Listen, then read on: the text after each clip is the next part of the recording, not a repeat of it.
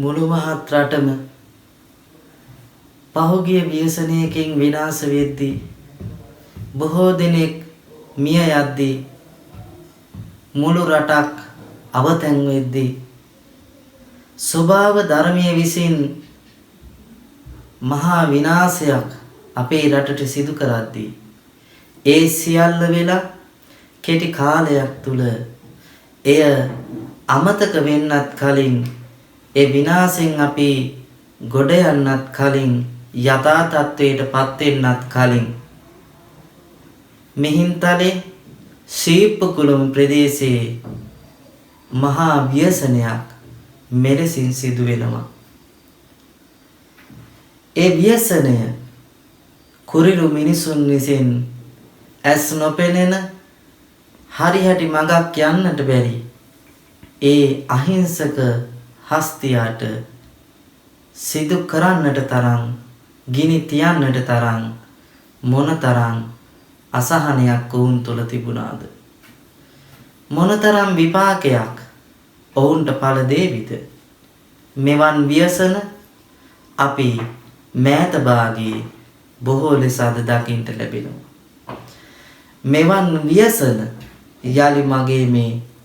මව්බිම තුළ සිදු නොවේවා කියා මා හදවතින් ප්‍රාර්ථනා කරමින් ඒ වෙනුවෙන් නිර්මාණය කර කවි සුගායනය මෙලෙසින් ඔබට ඉදිරිපත් කරන්නම්. අන්ද වී ගහ කොළත් හරියට අඳුනේ ගන්නට බැරුව ඉද්දී එක් පායක් තව එහෙන් කොරගා හිමි හිමින් ඉදිරියට එද්දී ඇයිද මිනිසොනේ මතක නැතිවද ඉවසලෝ ඇටේ වෙඩි තියද්දී සාප වෙයි නුඹලාට මිනිසුනේ මගේ හදවත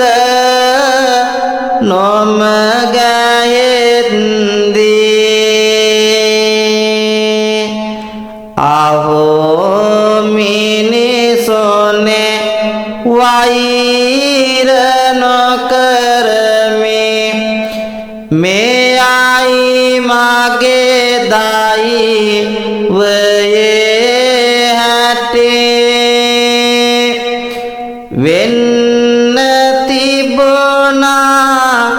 දේවුණා දැන් එයයි මේ සසරෙත් නැටේ මා පුලොස්සා මරා දැමුමට හැකියුණා උඹලාට ඒ හැටේ මෙහෙම මානොපැතුවත් නොඹලාට විඳින්නට වෙයි